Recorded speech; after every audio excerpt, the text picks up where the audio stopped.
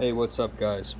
Short video here because I want to reseal this 60-gallon tall, and this is just on a whim. I don't have anything cleaned up, just spur of the moment. I have sealed this bow front before, and I have two saltwater tanks.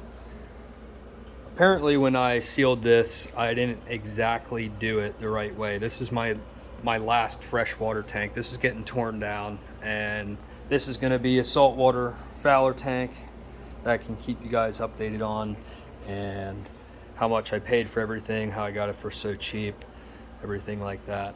But anyway, apparently you can't just trim bad parts and put silicone over top of existing silicone.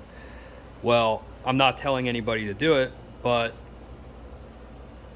this tank has been up for years and years, and I don't know. You have your seam, and then you have your seal.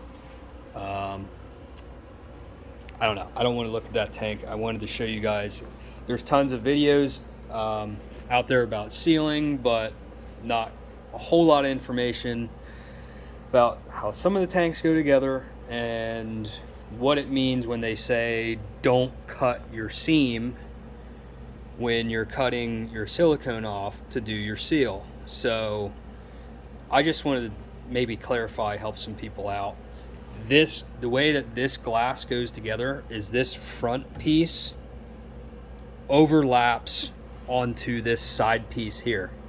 So instead of it being like a corner where it butts up against each other, like this is going this way onto this guy, and then the same thing with the back, because you can see it's kind of like an illusion. My camera's in and out of focus, but like from in here I'm like trimming away and doing what everybody does, and like all but cutting into the actual seam. Okay, so I was all worried and watching videos and listening to people and whatnot. I didn't get into it bad enough where it's something I should worry about, and I think somebody probably redid this tank in the past. This is a marine land, Heartland, and I'm gonna have more updates on this, but I got this tank which had no leaks or anything. They tore it down, the guy upgraded to a 75, and this was their backup tank when they had a issue with 150 gallon that had a leak. So this was their, oh crap, let's get something off marketplace and transfer everything over type deal. So got this stand and the 60-gallon tall for $100, which I don't think that's too bad. I was going to try to tear down this tank entirely and even redo the seams in clear silicone and then clear seal, but whatever, it seems to be okay. There was some browning down here, not a whole lot of information on that online. Some forums and stuff, some people say it's okay.